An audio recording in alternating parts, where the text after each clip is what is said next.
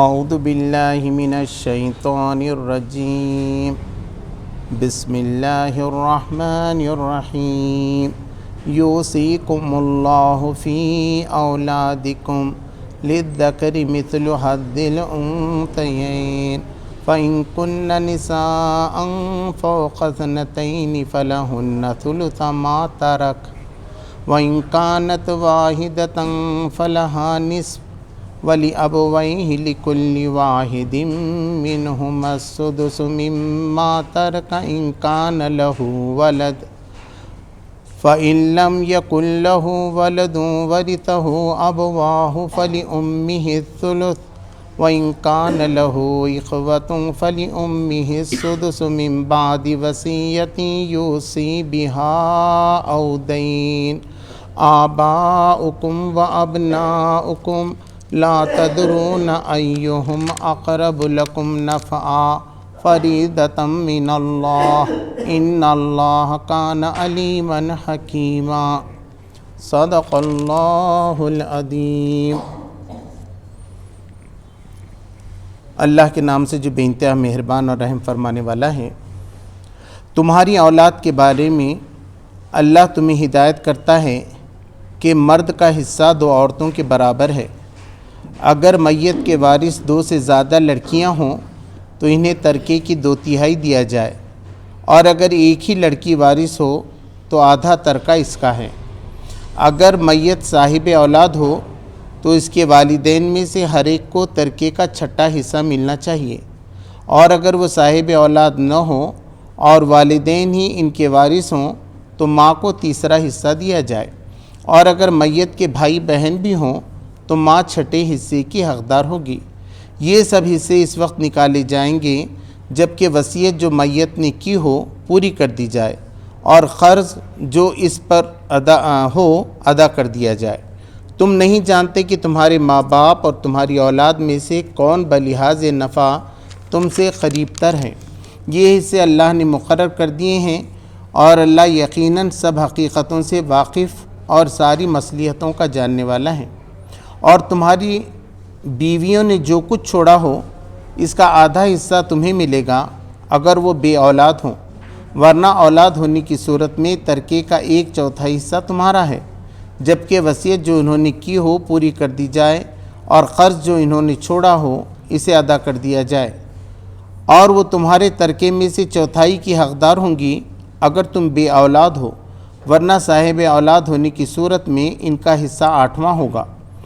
بعد اس کے کہ جو وصیت تم نے کی ہو وہ پوری کر دی جائے اور جو قرض تم نے چھوڑا ہو وہ ادا کر دیا جائے۔ اور اگر وہ مرد یا عورت جس کی میراث تقسیم طلب ہے بے اولاد بھی ہو اور اس کے ماں باپ بھی زندہ نہ ہوں، مگر اس کا ایک بھائی یا ایک بہن موجود ہو، تو بھائی اور بہن ہر ایک کو 6واں حصہ ملے گا۔ بھائی بہن ایک سے زیادہ ہوں تو کل ترکے کے 1/3 میں وہ سب شریک ہوں گے، جبکہ وصیت جو کی گئی ہو پوری کر دی جائے، اور قرض جو میت نے چھوڑا ہو اسے ادا کر دیا جائے، بشرط یہ کہ وہ ضرر رساں نہ ہو۔ یہ حکم ہے اللہ کی طرف سے، اور اللہ دانا و بینا اور نرم خو ہیں۔ یہ اللہ کی مقرر کی ہوئی حدیں ہیں۔ جو اللہ اور اس کے رسول کی اطاعت کرے گا اسے اللہ ایسے باغوں میں داخل کرے گا جن کے نیچے نہریں بہتی ہوں گی، اور ان باغوں میں وہ ہمیشہ رہے گا، اور یہی بڑی کامیابی ہے۔ اور جو اللہ اور اس کے رسول کی نافرمانی کرے گا اور اس کی مقرر کی ہوئی حدوں سے تجاوز کرے گا اسے اللہ آگ میں ڈالے گا جس میں وہ ہمیشہ رہے گا، اس کے لیے رسوا کن سزا ہے۔ سچ فرمایا اللہ تبارک و تعالی۔ محترم حضرات، یہ سورہ النساء کے دوسرے رکوع کی میں نے ایک آیت کی تلاوت کی اور پورے رکوع کا ترجمہ آپ کے سامنے پیش کیا۔ ہم نے دیکھا کہ پہلے رکوع کے اندر خواتین کے حقوق کے بارے میں بتایا گیا تھا،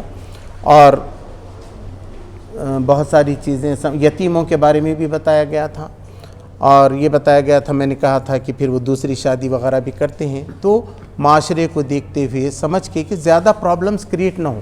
ایسا نہ ہو کہ ایک دوسری شادی کرنے کے نتیجے میں زیادہ مسائل پیدا ہو رہے ہیں، تو پھر اللہ تبارک و تعالیٰ نے کہا کہ پھر ایک ہی پہ جو ہے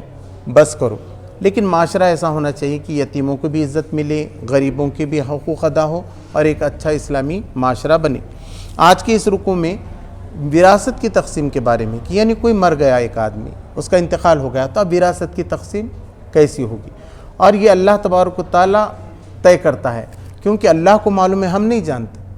کہ کس کو کتنا حصہ ملنا چاہیے۔ اللہ جانتا ہے کہ رشتے میں کون کیسا ہے اور اس کو کتنا حصہ ملنا چاہیے۔ تو اللہ تبارک و تعالیٰ نے فرمایا تمہاری اولاد کے بارے میں اللہ تمہیں ہدایت کرتا ہے کہ مرد کا حصہ 2 عورتوں کے برابر ہے، یعنی پہلے عورت کا حصہ نکالا جاتا ہے، پھر 2 عورتوں کو جو ملے گا وہ ایک آدمی کو ملے گا، 2 بہنوں کا جتنا حصہ ہوگا وہ ایک بھائی کو ملے گا۔ یہ ایک قاعدہ ہے پہلا۔ اگر میت کی وارث 2 سے زائد لڑکیاں ہوں تو انہیں ترکے کے 2/3 دیا جائے گا۔ یہ بات بتائی گئی کہ لڑکا نہیں ہے، اب اس کو صرف لڑکیاں ہی لڑکیاں ہیں، اور 2 لڑکیاں ہیں وہ، تو 2 لڑکیوں کو کیا کیا جائے گا؟ 2/3 دیا جائے گا۔ 2 سے زائد لڑکیاں ہوں تو انہیں ترکے کا 2/3 دیا، 2 ہوں یا 2 سے زیادہ لڑکیاں ہوں تو ان کو صرف 2/3 ملے گا، باقی دوسرے رشتہ داروں میں تقسیم ہو رہا۔ اور اگر ایک ہی لڑکی وارث ہو تو آدھا ترکہ اس کا ہے، اس کو ایک ہی لڑکی تھی تو اس کو آدھا مل جائے گا اور باقی کا پورا دوسروں کو ملے گا۔ مگر لڑکا ہے اس کو تو پورا پھر لڑکے کو ملے گا، اس کو بھائی بہن بھی نہیں ہے، اس کی والدہ کا بھی انتقال ہو چکا ہے، ایک آدمی کا صرف وارث بیٹا ہی ہے تو پوری جائیداد جو ہے اس کو ملے گی۔ اگر میت صاحب اولاد ہو تو اس کے والدین میں سے ہر ایک کو ترکے کا 6واں حصہ ملنا چاہیے۔ اور اگر اس کے ماں باپ بھی زندہ ہیں، جو شخص مرا ہے اس کے ماں باپ زندہ ہیں، اس کو بیوی ہیں، بچے ہیں، سب ہیں، اس کے باوجود ماں اور باپ دونوں کو 6واں حصہ ملے گا، یعنی 1/3 ماں باپ کو چلا جائے گا، اس کے بعد تقسیم ہوگی۔ اور اگر وہ صاحب اولاد نہ ہو اور والدین ہی اس کے وارث ہوں تو ماں کو 3واں حصہ دیا جائے گا۔ اولاد نہیں ہے، صرف ماں باپ ہی ہیں، اس کے بھائی بہن بھی نہیں ہیں، تو ماں کو 3واں حصہ ملے گا، 2 حصے باپ کو ملیں گے۔ اور کوئی وارث میں شریک ہے تب بھی ماں کا حصہ 3واں الگ سے نکالا جائے گا، اور 2/3 جو ہے اس میں اس کے والد اور دوسرے رشتہ دار شریک ہوں گے۔ اور اگر میت کے بھائی بہن بھی ہوں تو ماں 6 حصے کی حقدار ہے، یعنی کہ اگر یہ 1/3 کی بات تھی لیکن اس کو بھائی بہن بھی ہیں دوسرے، جب بھائی بہن نہ ہوں تو ماں کو 3واں ملے گا، لیکن وہ مرنے والے کو بھائی بہن بھی ہیں تو پھر ماں کو جو ہے 6واں حصہ ملے گا۔ یہ سب حصے اس وقت نکالے جائیں گے جبکہ وصیت جو میت نے کی ہو پوری کر دی جائے اور خرچ جو اس پر ادا ہو ادا کر دیا جائے، یعنی تمام علماء کا اس پہ اتفاق ہے۔ اور یہاں بھی جو پہلا آیا یوصیکم اللہ، اللہ تمہیں وصیت کرتا ہے، وصیت بتاتے ہیں کہ ہمارے مرنے کے بعد کیا کرنا چاہیے، کیا ہوگا، یا اللہ ہدایت دیتا ہے، کوئی بھلائی کی ہدایت دیتا ہے، تو اللہ تبارک تعالیٰ یہاں ہدایت دے رہا ہے یا رہنمائی کر رہا ہے کہ تمہاری تقسیم اس بنیاد پہ ہونا چاہیے۔ اور انسان کو کیا ہے، اس کی جتنا پراپرٹی ہے اس کے 1/3 تک وہ وصیت کر سکتا ہے رشتہ داروں کے علاوہ۔ وہ کہے گا کہ مجھے فلاں دوست کو دینا ہے، مجھے فلاں جو ہے نا رشتہ دار کو میرا غریب ہے، یا سمجھو اس کا بیٹا مر گیا ہے اور پوتا ہے تو پوتے کا حق نہیں ہے اسلام میں، تو 1/3 میں سے وہ اپنے پوتے کو دے سکتا ہے، اپنی بہو کو دے سکتا ہے نا، اس کے داماد کا حصہ نہیں، وہ اپنے داماد کو دے سکتا ہے، بھانجے کو دے سکتا ہے، بھتیجی کو دے سکتا ہے، نواسے کو دے سکتا ہے۔ تو یہ اس لیے رکھا گیا ہے، کبھی کبھی ایسا ہوتا ہے کسی کا ایک بیٹے کا انتقال ہو گیا، اس کے بچے ہیں، اب اس کا تو کوئی حق نہیں ہے، پوتے کا کوئی حق نہیں ہے، اس پہ کتابیں ہیں بڑی بڑی لکھی ہوئی، اسلام میں پوتے کا کوئی حق نہیں ہے، بہو کا کوئی حق نہیں ہے، تو ایسے موقع پہ اس کو اختیار دیا گیا ہے کہ 1/3 میں سے وہ زندگی میں ہی دے دے پہلے، یا دے تو اس کو وصیت نہیں کہتے، لیکن ایسی مرنے کے بعد یہ لکھے کہ میرے مرنے کے بعد میری جتنی پراپرٹی ہے اس میں سے 1/3 یا 1/4 یا 1/5 یا یہ گھر یا یہ پلاٹ اس کو دیا جائے، لیکن اس کی مالیت 1/3 سے زیادہ نہیں ہونی چاہیے۔ دوسری بات یہ ہے کہ اس کا قرض پہلے نکالا جائے گا، یہ بھی امت میں سب پہ اتفاق ہے کہ وراثت اور وصیت سب دینے سے پہلے قرض ادا کرنا ہے، کیونکہ قرض کے بارے میں بڑی وعید آئی ہے۔ اللہ کے رسول صلی اللہ علیہ وسلم نے فرمایا کہ انسان کے سارے گناہ معاف ہوں گے لیکن قرض نہیں، شہید کا بھی نہیں ہوگا، شہید کا بھی قرض نہیں ہوگا۔ تو قرض لیتے وقت بڑی ساودھانی برتنا چاہیے، چاہے وہ آپ بغیر سود کے ہی لیں، قرض حسنہ ہی آپ کسی کے پاس سے لے لیں، مگر اس کا جو ہے نا پہلے ادا کرنا ضروری ہے۔ اور لین دین میں ہمیشہ ہوتے رہتا ہے کہ آدمی کسی وجہ سے قرض لیتا ہے، دیتا ہے، بزنس کا ہے تو یہ سب کر دینا، اس کے گھر کا ٹیکس باقی رہ گیا ہے، کچھ زکوٰۃ باقی رہی ہے، وہ پہلے نکال دیا آپ نے تو وہ ختم ہو گیا اس کے حصے کا، اب اس کے بعد آپ جو ہے تقسیم کریں گے۔ تم نہیں جانتے کہ تمہارے ماں باپ اور تمہاری اولاد میں سے کون بلحاظ نفع تم سے قریب تر ہے۔ یعنی کہ کیا ہوتا ہے، اب ہم نہیں سمجھ پاتے، ہمارے ماں باپ ہم کو بڑا کرتے ہیں، پالتے ہیں، کبھی ماں کھاتی ہے، اپنا حصہ بھی بچوں کو دے دیتی ہے نا، باپ بھی بہت قربانی دے دیتا ہے، اپنے بہت سے مفادات کو چھوڑ کے بچے کی تعلیم ہے تو اس پہ خرچ کر دیتا ہے، یہ کرتا ہے۔ اور ہم کو کیا ہوتا ہے، اولاد سے زیادہ محبت ہوتی ہے۔ آدمی کیا کرتا ہے، میرے اولاد کو کیا کروں، ماں باپ بوڑھے ہو گئے، بیمار ہو گئے، اتنا خیال نہیں ہوتا، لیکن اولاد کا بڑا خیال ہوتا ہے۔ تو اللہ تبارک تعالیٰ کہہ رہا ہے کہ تم کو نہیں معلوم تمہارے ماں باپ فائدے کے لحاظ سے زیادہ اچھے ہیں کہ تمہاری اولاد ہے، یہ اللہ جانتا ہے، تم نہیں جانتا۔ مثلاً اللہ تبارک تعالیٰ نے یہ بات کہی کہ ماں کے قدموں کے نیچے جنت ہے نا، اس کو راضی کیے بغیر آپ جنت میں نہیں جا سکتے، مگر بیوی کے قدموں کے نیچے جنت کی بات نہیں ہے نا، تو مرتبہ ادھر بتایا گیا، باپ جنت کے دروازوں میں سے ایک دروازہ ہے، تو ان کی خدمت کرنا، ان کے حق ادا کرنا، اس کی طرف بھی توجہ دلائی گئی، اور اس لیے حق بھی مقرر کیے گئے کہ اگر انتقال ہوگا تب بھی ان کے ماں باپ کو بھی حصہ ملے گا۔ انہوں نے بچے سے چھوٹے سے بڑا کیا ہے تو ان کا حق بہت زیادہ ہے، اور اولاد کا بھی ہے، تو مگر اللہ تبارک تعالیٰ نے یہ بات کہہ کر چھوڑ دی کہ اللہ جانتا ہے کہ ان دونوں میں سے زیادہ قریب کس کے ہیں، کس کے ساتھ کیا معاملہ ہے، ہر ایک کے ساتھ الگ الگ معاملہ بھی جو ہے وہ ہو سکتا ہے۔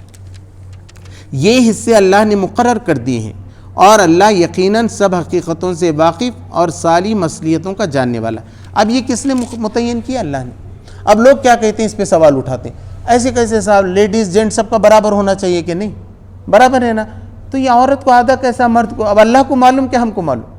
تو اللہ تبارک و تعالیٰ نے قرآن میں بتایا کہ دیکھو، مرد جو ہے قوام ہوگا، گھر میں بات آدمی کی چلے گی، اگر کسی گھر کا سرپرست نہیں ہے کوئی مرد تو وہ گھر تباہ ہو جاتا ہے نا، یا کسی خاتون کو بنا دیے، سارا اس گھر میں خاتون کے ہاتھ میں چل رہا ہے، تو اللہ کے رسول صلی اللہ علیہ وسلم نے فرمایا وہ گھر بھی تباہی سے دوچار ہونے والا ہے، کیونکہ اللہ نے کس کو قوام بنایا تھا؟ مرد کو قوام بنایا تھا، وہاں ہو گیا الٹا، تو اب جو ہے تباہی شروع ہو گئی، حق مارنے۔ لیکن یہ وراثت کی تقسیم میں ایسا ہے، گھر کا خرچ کون چلائے گا؟ مرد چلائے گا، عورت کو تو نہیں چلانا ہے، اس لیے اللہ نے کہا کہ اگر آدھا بھی دیں گے تو بیوی پہ تو ذمہ داری نہیں ہے نا۔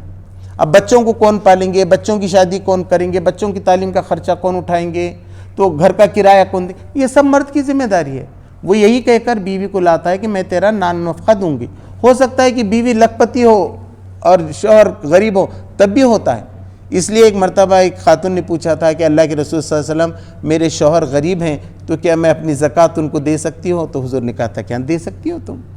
کیونکہ وہ تو غریب ہے تمہارا گھر، مصلحت کے لیے نہیں، ایک اصول کے طور پہ بتانے کے لیے جو ہے یہ بات سمجھائی گئی۔ دوسری بات یہ ہے،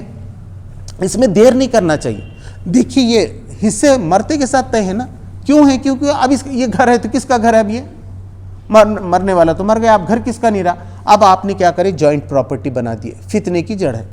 پورے مفسرین نے لکھا ہے، کبھی ایسا جوائنٹ میں کر دیے، جیسا جیسا وقت گزرتا ہے۔ دیکھیے جب کسی کے باپ کا انتقال ہوتا دل سب کے نرم رہتے،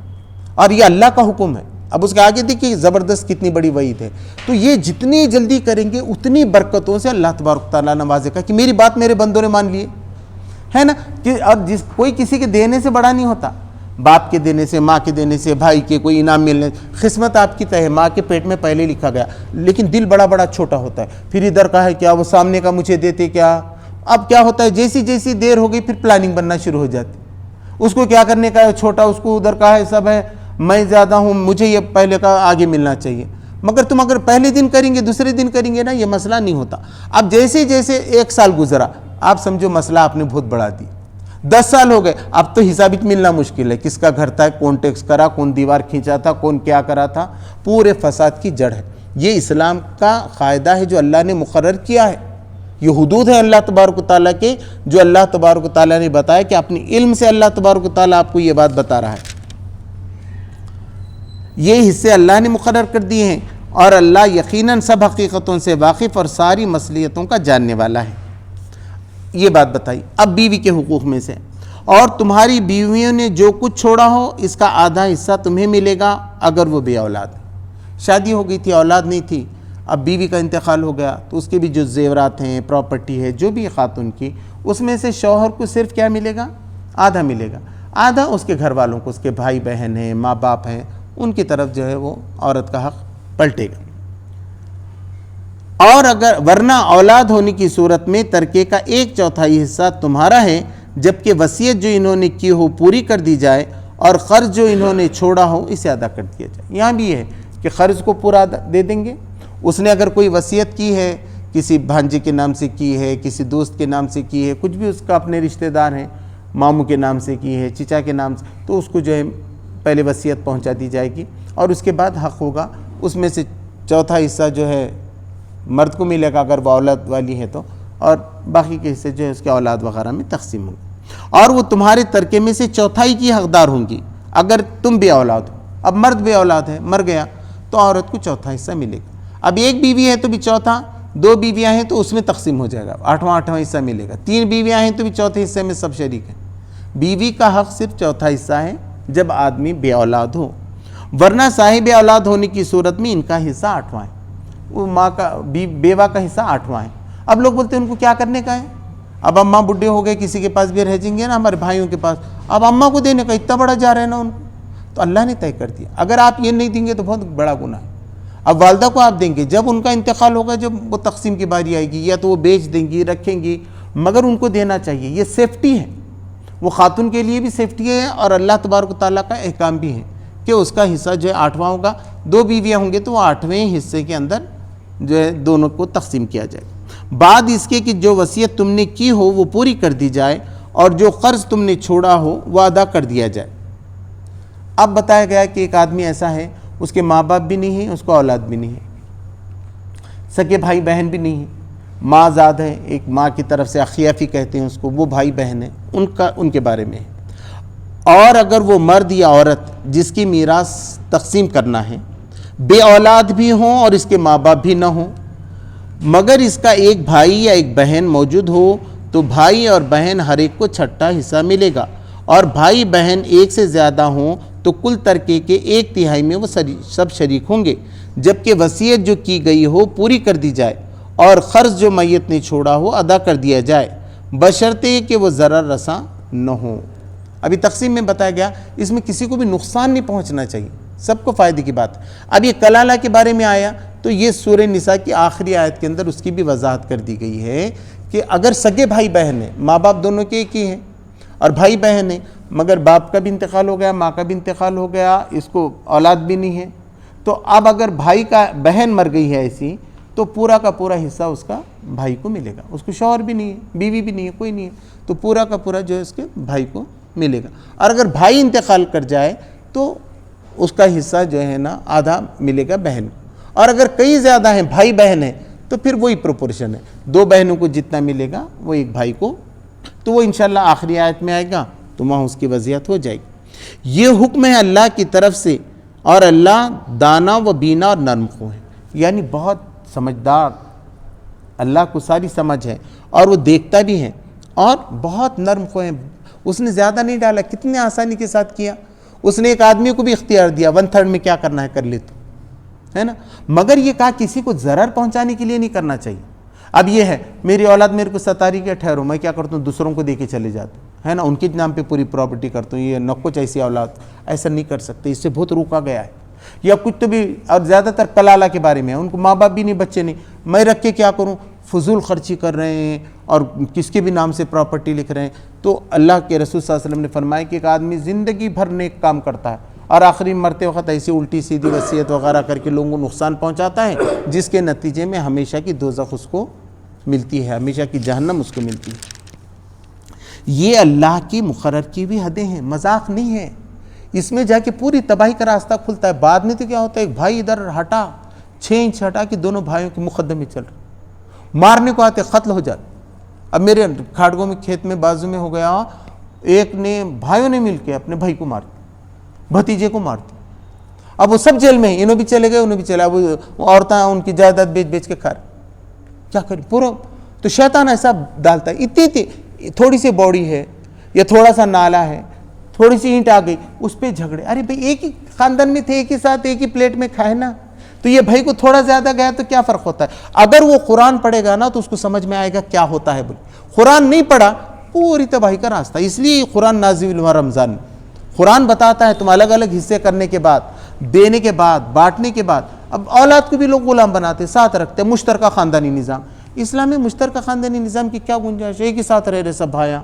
اور یہ پھر وہ کہا گیا بھابھی سے گوشہ، اب وہ کہاں سے پردہ کرے گا؟ اور سب چاہ رہے نہیں ہماری خدمت کرنا کیا۔ اب حضرت ابو بکر کو دیکھیے، ان کی بہویں بیٹے ساتھ رہتے تھے کیا؟ حضرت عمر کو دیکھیے،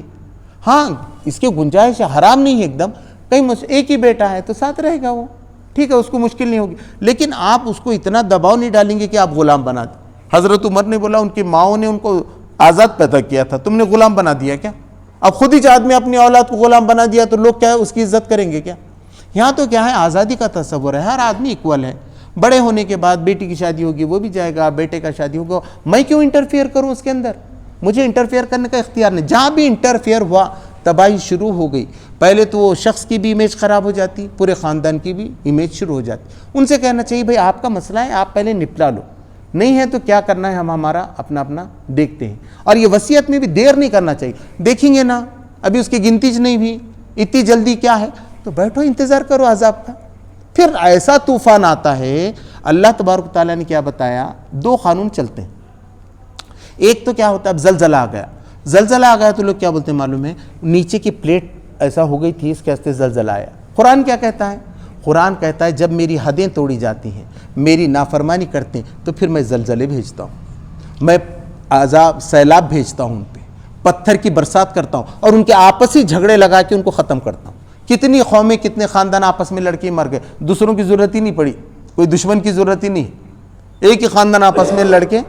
پورا ہو جاتا۔ اتنی تباہی ہے کہ پوچھو نہ، انہوں نے کیسا کرا میں کیسا کرتا ہوں، تو خاندان کے جھگڑے بہت برے رہتے۔ تو اللہ تبارک تعالیٰ نے پہلے بتا دیا، تو یہ جتنا جلدی عمل کرے گا آدمی،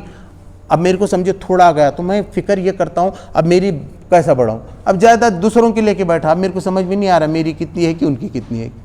نا، اور یہ حدود ہیں۔ اب اس کے آگے کی بات اور سنیے آپ، یہ اللہ کی مقرر کی ہوئی حدیں ہیں، جو اللہ اور اس کے رسول کی اطاعت کرے گا اسے اللہ ایسے باغوں میں داخل کرے گا جس کے نیچے نہریں بہتی ہوں گی، اور ان باغوں میں وہ ہمیشہ رہے گا، اور یہی بڑی کامیابی۔ اگر آدمی ایسی وراثت کی تقسیم کرے گا اور صحیح معاملات جس کا حق اس تک قرآن و سنت کی روشنی میں پہنچائے گا تو اس کو ہمیشہ رہنے والی جنتی ملیں گی، اللہ کی طرف سے وعدہ۔ یہ دنیا کے کیا باغ ملیں گے مجھے بتائیے، اور کتنے دن تک فائدہ اٹھائے گا؟ میں نے پچھلے وقت بھی بتایا، ایک آدمی کے پاس 40 سے 50 سال تک جائیداد رہتی۔ اب دیکھیں نا آپ کے دادا کے پاس کتنے دن تھی، آپ کے باپ کے پاس کتنے دن تھی، اب آپ کے پاس کتنے دن رہنے والی ہے۔ تو ایک کو اتنا ہی موقع ملتا ہے 40-50 سال، اس میں جو کام کرتا ہے اس پہ اس کے اعمال بنتے ہیں جس سے جنت اور جہنم طے ہوتی ہے۔ تو اس پہ بہت نگرانی رہنا پڑے گی، میرے معاملے میں کیا ہو رہا ہے۔ تو یہاں پر یہ بات بتائی کہ اگر ایسا کرے گا تو اس کو جنت۔ اب دیکھیے بڑی وعید، اور جو اللہ اس کے رسول کی نافرمانی کرے گا اور اس کی مقرر کی ہوئی حدوں سے تجاوز کرے گا، اپنی دل کی بات ملائے گا، یعنی شرک ہو گیا، میں اللہ کی بات نہیں مان رہا ہوں، مجھے معلوم نا کیا ہو رہا ہے، اب مجھے معلوم کہ اللہ کو معلوم، میں نے اپنی دل کی باتیں شروع کریں گے نا، آج کیا ہے معلوم ہے کہ تیرے کو تو کل زندہ رہتا ہے کہ مرتا ہے۔ تو ایسا کر کے کیا ہوتا ہے معلوم ہے کہ جو ایسا کرے گا اس کے لیے کیا ہے معلوم ہے،